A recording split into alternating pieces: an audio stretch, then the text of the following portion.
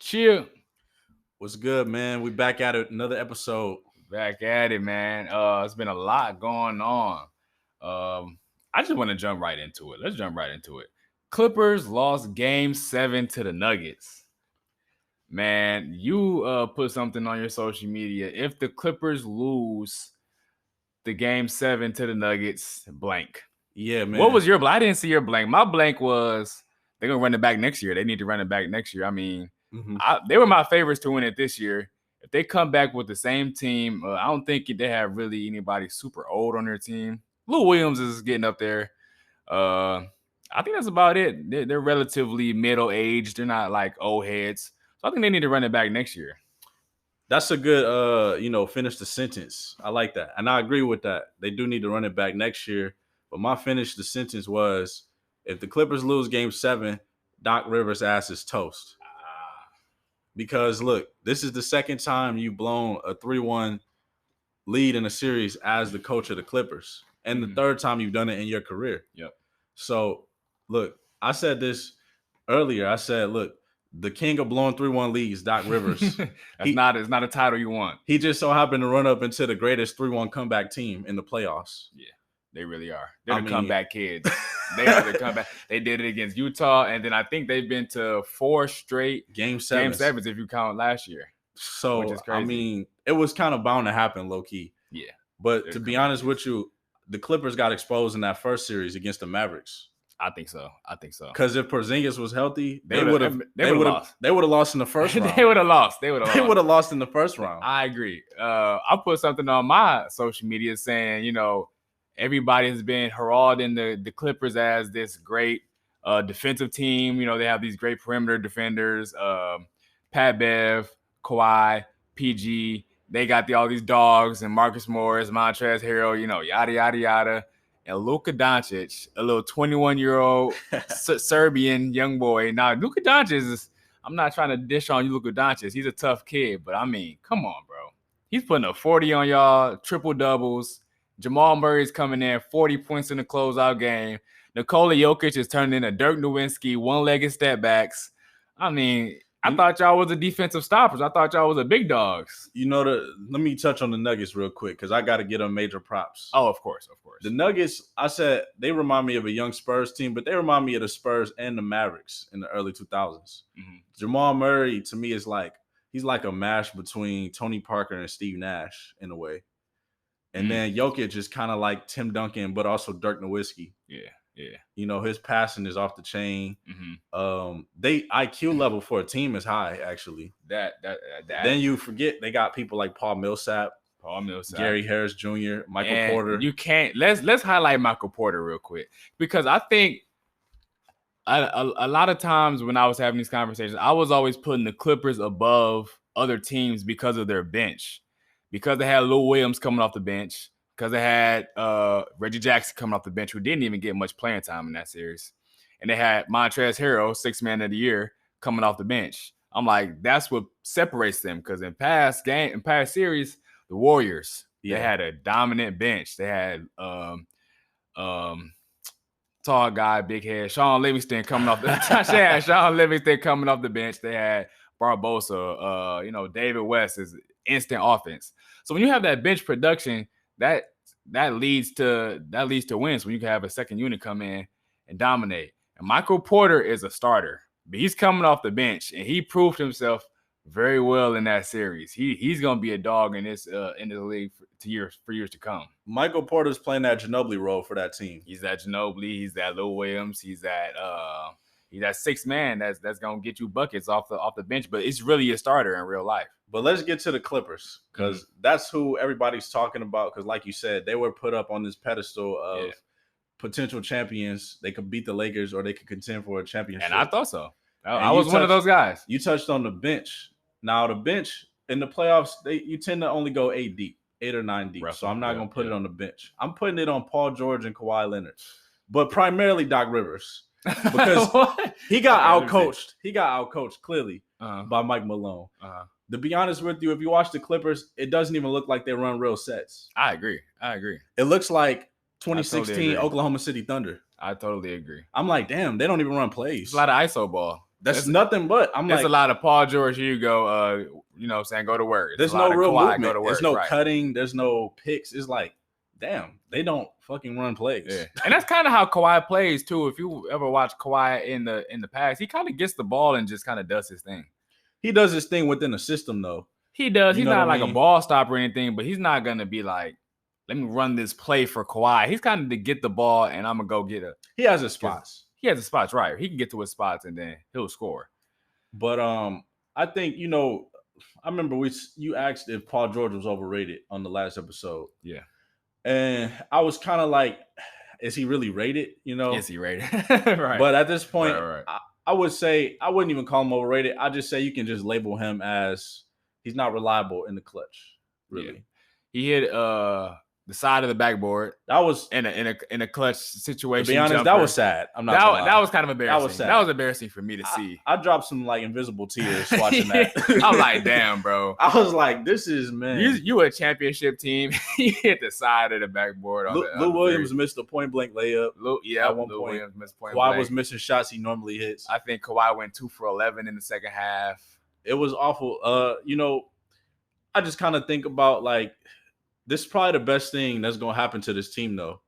You think so? They have to get humbled first because they were playing too cocky. Yeah, they have cocky players. Yes. They have that cocky Patrick Beverly, Marcus Morris. Montrezl they were laughing at Marcus Morris. Yeah, Marcus Morris. They were laughing at who? They were laughing at Dame. They were laughing at Dame. When Dame did, I forgot what Dame did, but they were laughing at him, like pointing at their wrist, like Dame time. He missed free throws at the end of the game. Right. And they know what Dame was about. Like, come on, bro. You can't laugh at somebody like Dame. You know what Dame was about. You need to humble yourself. This is, reminds me of 2011 Miami Heat. When they said they're going to win not one, not two. Not two, yeah. And they lost that first year. Right. But that was the best thing that could have happened to them because they came and won 2 championships in a row. Yep. So, I mean, hopefully that's the same thing for the Clippers. I just think the bubble was probably the best time for them to do it.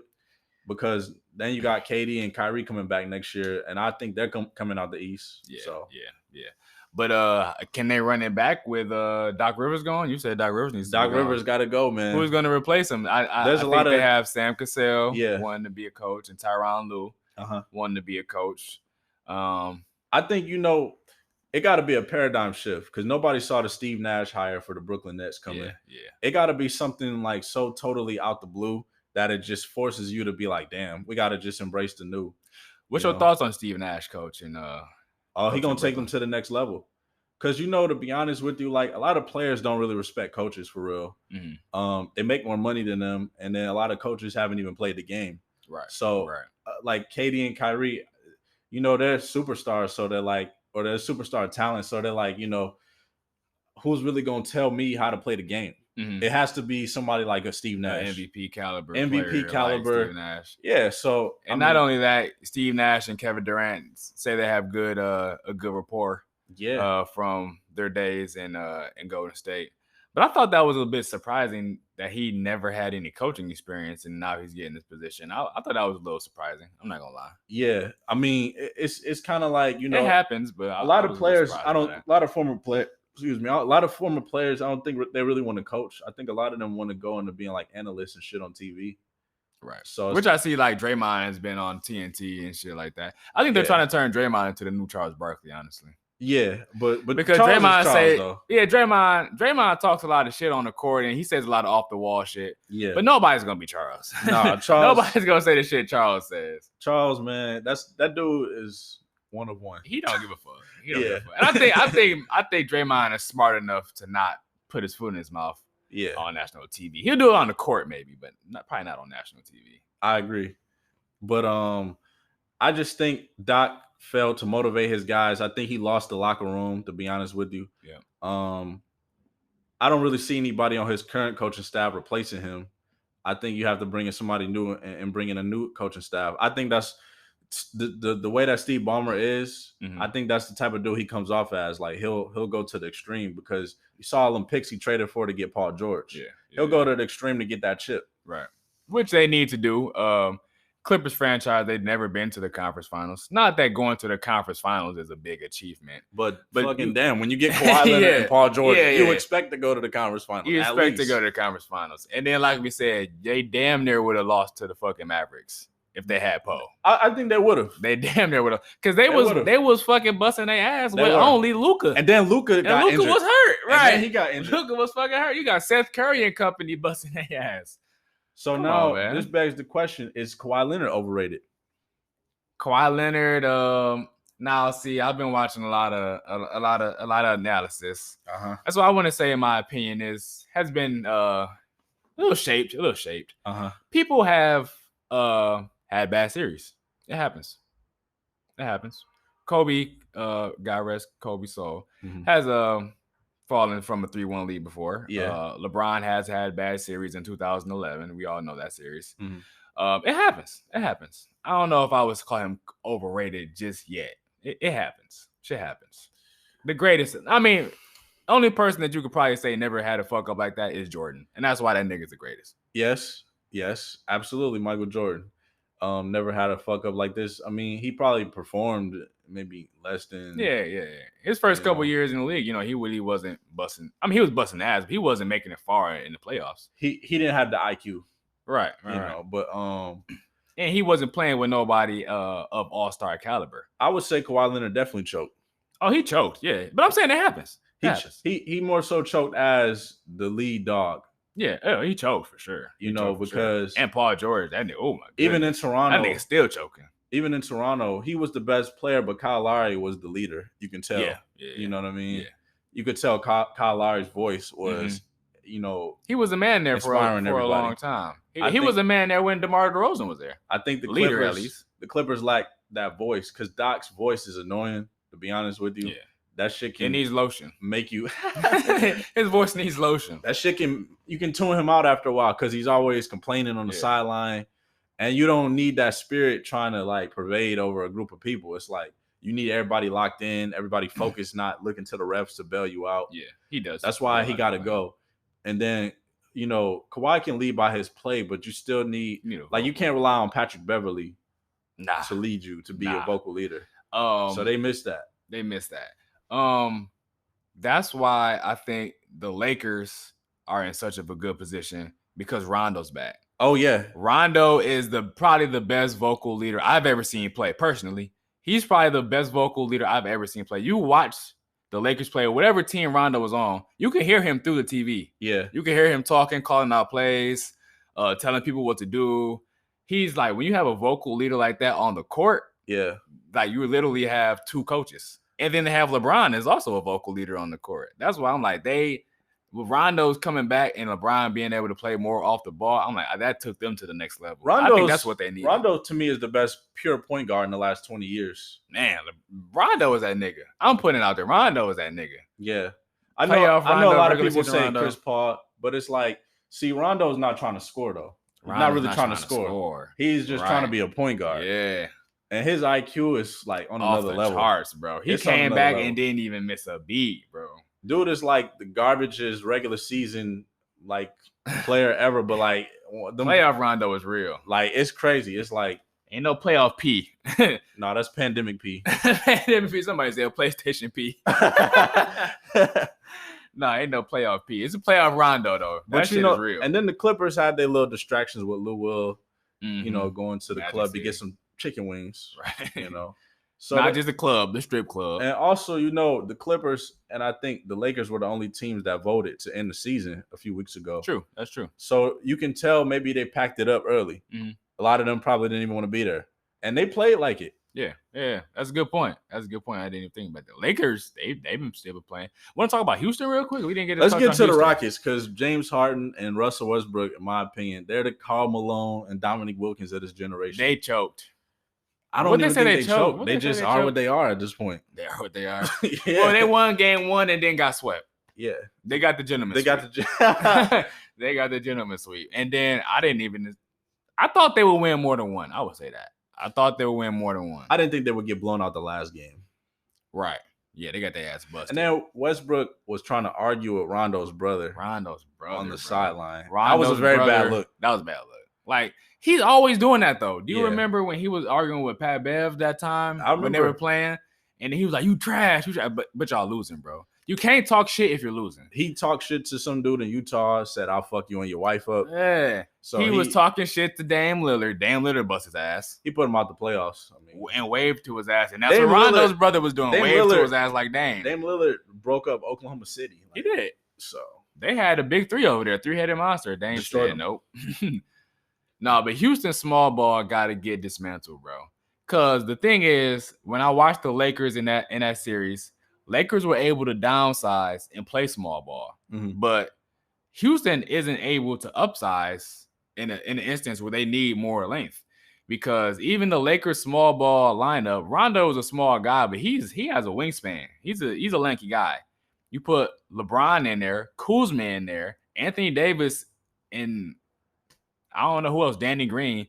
They're small ball, but they still have length. They still can go down low, and you still have Anthony Davis. And PJ Tucker checking Anthony Davis, that's barbecue chicken 7 days out of the week. That's good regular season basketball, but that's not playoff basketball right there. I don't even think it's small ball. I think it's the fact that they just play such a one-dimensional style. Like That too. like the playoffs are all about adjustments, and they cannot adjust.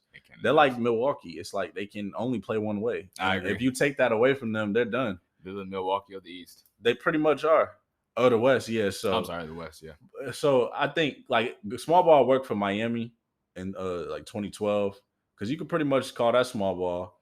I mean, Bosh was the tallest player on the court, but he wasn't a big. Right. And then Golden State small ball lineup, it worked for them, but that's because their defense, and then the way they play, they have movement. They have movement. They pass the ball. They got 5 weapons on the court at once. Yeah, and then James Harden just gonna fucking dribble the air out the ball and shoot that motherfucker, or give it to Westbrook, and he's Westbrick. But James Harden and Westbrook, the reason why I said they're not overrated is because at this point you got to just call it what it is. They're not championship caliber players. They're not. So especially Westbrook. Westbrook. Nah. Everybody says they love Westbrook. He plays with intensity. That it doesn't lead to winning. It's not. He doesn't win. He talks shit. You know what I'm saying? He's passionate, but he doesn't win. Yeah, he doesn't win. He's talking shit to fucking Rondo's brother. Yeah, like while you're losing by like 30. While you're losing in game 4. I'm sorry, game 5, you about to get put out the playoffs, and you want to talk shit to Rondo's brother, the nigga that's been busting your ass, brother, not Rondo, his brother. And the thing that was so bad about Houston's loss was Mike D'Antoni literally quit the next day. He didn't even wait for them to fire him. Yeah. He just fucking woke up and sent them a message like, "I'm not coming back. Right. I'm a free agent." Yeah, he knew it. He knew what was going on. But Mike D'Antoni is not a championship caliber coach to me either. I agree. Or Thibodeau. It's not too many in my opinion. I agree. It's not too many. Now let's get to that Boston-Miami series. Oh yeah, I'm excited for that one. Because in my opinion, I think Jason Tatum's overrated. I know it's early in his career. Yeah, but when I watch him, early. I see a lot of forced type of shots. I can see that. And I'm like, I see that. Dude, that's not your game. Like, right. And then Kemba's choking too, in my opinion. Well, I want to touch on Kemba. Let's touch on Kemba real quick. Yeah. Because I talked to my dad and he was saying the same thing. Last series, I want to give some credit to Nick Nurse. They put a boxing 1 on Kemba. And my dad was like, why would you put a boxing 1 on Kemba? He's not really, you know what I'm saying? He's not the primary scoring option. You said in third. But just like we touched on, he's a leader. Yeah. He's a vocal leader. He's a vet. Yeah. And so when you put a constraint on a leader, everything else is going to kind of fall apart. So when you want to think about the Raptors in the Boston series, Kyle Lowry is the Raptors' best player. Yeah, because Pascal, he oh my goodness. Yeah, Pascal, he's not there yet. Yeah, he choked. He definitely choked. So when Kyle Lowry is your best player, and you take a team 7 games, like you did something. Yeah, I actually think Nick Nurse is the best coach. Nick Nurse is a good ass coach. I fuck with Nick Nurse. I'm like, to be honest, like if Kawhi was on that team, they would get to the finals. They would get to the finals. They probably would win the shit. I think they might damn near be able to beat the Lakers again. Yeah, to be honest with you. I think they could. That's the funny thing about Kawhi is like, be careful what you ask for type shit. Like you fucking leave a perfect situation. Perfect. And Danny Green wouldn't have left. You would have been the king of Canada, bro. Yeah. Like, if Kawhi stayed, Danny Green would have stayed. So that would have been one less weapon that the Lakers have. And then, not that Danny Green is the difference maker, but he helps. He helps. Yeah, he helps. And then Van Vliet would have been able to come off the bench. That's a because better Danny team than that Green- Clippers team. It is. Somebody said It is. You know what somebody said? They said name somebody on the Clippers outside of Paul George and Kawhi Leonard who's better than Fred VanVleet. And I was like, damn, you right. Damn. Well, Lil Will. I would give Lil Will that nod.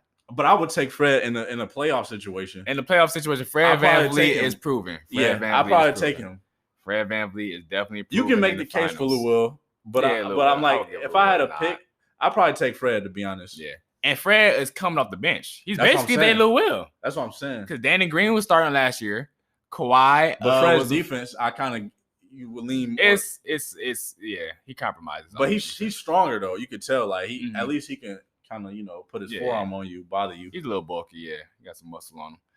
But yeah, Kawhi should have stayed his ass in Toronto, bro. That team would have went back to back. Serge Ibaka, sure. Yeah, Marc Gasol, like Kawhi. their defense was better. Yeah, Pascal as a second option. That's his role. You can tell. Right, he is a Robin. Kyle Lowry, still OG and a fucking no. OG. Kyle Lowry showed me some shit this year. Yeah, he did. Now last year I was like, after they won a ship, I'm like, you know what? I can't hate on Kyle Lowry. Yeah, that nigga. I'm nice. like, damn, you got to call him a champion. Yeah, and then this year he put the fucking Raptors on his back. What? He put the Raptors on his back. I was like, he's a leader. Like it's not even a question. I'm like, just the fact that y'all went 7 and it came down to the last shot, basically. Like y'all, I'm like, damn. Raptors. See, y'all was a Kawhi Leonard away from, winning that bitch back to back, bro. So quite honestly. Getting back to Boston, Miami, right? Yeah. Gordon Hayward is coming back for the series. Okay. Do you think that's gonna really help Boston? Because they're gonna need some I think so. I think it will. I think if he comes on the bench and then just give them some production, like what can that really hurt, Because Gary Harris came back in the playoffs and he hadn't been playing at all. And he helped him. He's been helping Denver like a mug. So I think if Gordon Hayward comes back, they can that can take them over the hump. I got Boston winning the series. I know he won game one. But Jimmy Butler, man, it's hard to go against him, honestly. Yeah. And then they got proven. Yeah, Jimmy Butler's proving me some shit too right now because I really haven't been on the Jimmy band. He was kind of in that Westbrook category to me. Right. Everybody's all on his nutsack. He plays hard. He's passionate. Like, but this nigga ain't. No, that nigga clutch though. Oh no, he's balling this year. That nigga's clutch. He's balling this year. I'm talking about clutch three. He's going to the rack, drawing fouls, whatever y'all need. Defensive plays. Jimmy Butler got it this year. Miami is deep. No homo. Yeah. Like they got Jay Crowder. Nah, I hear you. Kendrick Nunn don't even be getting that much burn anymore. Almost forgot about him. Yeah, Tyler Hero. Hey, Hero was a dog. Duncan Robinson be shooting the blood. Fucking Iguodala. They still got Udonis, right? Yeah. I mean, he's a vet. But just he don't play, but just having that experience. Spoelstra, he's a championship coach. Yep. Spoelstra played in the NBA. Fucking Pat Riley.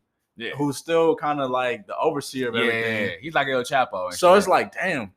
Miami might come out the East, to be honest. I wouldn't doubt it. I think if Miami won, I wouldn't doubt it, but I still have Boston winning. I still have Boston winning, but it's like, damn. It's kinda... I think why Boston's so good this year, in my opinion, is Jaylen Brown. Yes. Because I think Jason Tatum was always really good. They always had a good point guard. Or I think a couple years ago, Terry Rozier was there. But Kemba's doing his thing. Daniel Tice is playing pretty good as well. I think Toronto should have went inside a little bit more on Daniel Tice, but yeah, that's neither here nor there. But Jaylen Brown really has stepped up and is becoming damn near a Jason Tatum-esque player. I would prefer Jaylen Brown to take the last shot. Oh, really? Because he's less afraid of the moment than Jason Tatum is. When I watched Jason Tatum miss that shot, it bothered him. You saw him get visibly upset and see. Your opponent can capitalize on that. Like, okay, we got your ass now. Body language. That's how I felt. I'm like, he's not ready yet. Mm-hmm. He need to be set up with an easier shot. I think I'm personally having Kemba take my last shot. Kemba got blocked. It depends on the kind of shot you need. Yeah. Kemba got blocked, but you want to get Kemba. I'll take Marcus Smart to take the last shot, to be honest with you. Over Tatum? If it's a wide open shot, hell yeah. Oh, no, you fooling. Marcus Smart, because he don't give a fuck. He's fearless. He don't give a fuck. He's fearless. But and he's still fooling. He's still fooling. But I think I'm not saying ISO. I'm not saying one-on-one. I'm saying you drop a play and whoever wide open shot. Yeah, hell yeah. Yeah, he's fearless. I can see that. But Kemba, I think you need to get him ISO'd on a weak defender. Whoever the weakest defender is on the court, get him isoed on that person, and he can get a bucket. Kimba's get get a bucket guy, but he's definitely choking in my opinion. He is. He hasn't really been in this situation like. Right, has he ever even been to the playoffs? He been once, but like he didn't get far. Oh, they got swept by Miami, right? So he's not accustomed to this high pressure type shit. Right. But go ahead. I was about to say the Tatum, Brown, the rest of them, they've been in there. They've been to the They almost beat the Cavs one year. Yeah, that one year. I forgot to bring up something when we was talking about the Rockets about Daniel House because it was the story of he snuck in a chick or whatever. Yeah. And to be honest, I think it's totally unfair for the NBA to try to punish players for trying to get some booty.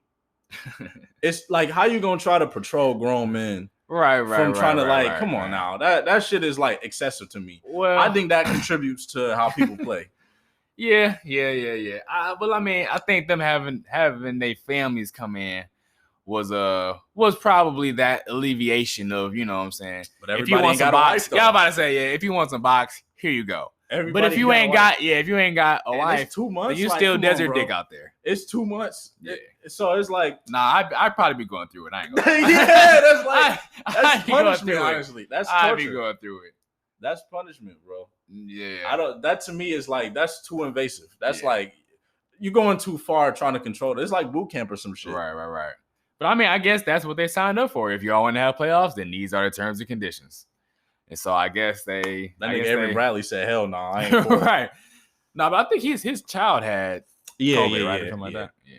So I hope best wishes to Avery Bradley. But no, I'd be going through it if you just around all niggas all the time. How's that not like prison? See no women. Yeah. You just hooping all the fucking time. I'm like, damn, I need my wife here. I need my kids. Yeah. Like you said, for the people that don't got it, like shit, I need to see a woman. Yes, shit. Like, man, yes. It's come on, man. It's so much tension in the game. Like I need some alleviation. Some relaxation. Yeah. And then you go in the bubbles. It's like I don't know if you seen Jamal Murray's little Instagram story, but you running into the niggas that he was playing against last night. Yeah. He was running into Donovan Mitchell, who just put up a 50 piece on his ass. Yeah. So you got all of that going on. But I'm not going to just count the Nuggets out against the Lakers either. I don't think at this point you should just dismiss them. Because I'm seeing people say Lakers in 4, Lakers in 5. Hell, I'm like, nah. Look. Nah. Jokic is that nigga too. I'm like, honestly. Jokic is that nigga, dog. Don't be surprised. What I said, we could fuck around and see Nuggets versus Miami Heat on some who the fuck predicted this shit? Yeah, right. You're right. It could happen. Because Jokic is playing out of his mind. Jamal Murray is playing out of his mind. I could see them putting LeBron on Jamal Murray to try to neutralize him. I actually think I thought the Clippers were the best defensive team going into the bubble, but I think it's LA. I think it's the Lakers for sure. Because they have interior defense, they got some pretty good exterior defense, and I really think having Rondo and LeBron on their team really just kind of keeps them under control. Yeah. Like, because you don't want to fuck up on LeBron's team. Because you're going to get some of that heat. LeBron going to get the most of the blame, but you're going to get some of that heat. You don't want to fuck up on LeBron's team. They can see the Lakers can go bigger against Denver. They can now play JaVale McGee. Right. Maybe give Dwight a little bit of clock or whatever. Right. But, and that's what I was saying about the Lakers. They could downsize, and then if they need to, they can upsize. But, you're going to mostly have AD on them. On Jokic. Or maybe he'll be on Millsap. He'll probably be on Millsap. He'll probably get the easier defensive assignment. But JaVale McGee might be on Jokic. Yeah, so he can do good on offense. And then, you put Danny Green maybe on Jamal Murray. Which he's going to get torched. I was about to say, I don't like that. Or KCP. They're both getting torched either way. Yeah. Michael Porter Jr. comes in. And then Kuzma. Kuzma's defensive. It's better. I'm about to say, yeah. And then Gary Harris, he was kind of trash the first series against Utah. He was all right. He didn't play that much. But he was. But anyway, Jokic, man, that dude is entering that top 10 conversation. He is. He's a scorer. He's a rebounder. He's the best big man. Yeah. He's sorry, Joel. He's better than Joel. Sorry, Joel. Sorry, but not sorry. Yeah. Sorry, but not sorry, bro. You ain't got it. You're not the best big man. It's Jokic. I'm hoping the Nuggets can push them to 6 or 7. Yeah, I want to see a good series. Yeah, and I want to see Jamal Murray. I want to see what he can do against in these bright lights. Yeah, because I I mean, this is what it's all about right here. And it's crazy that Denver hasn't made the conference finals since Since Melo, right? and they lost against the Lakers, which was kind of Right. interesting.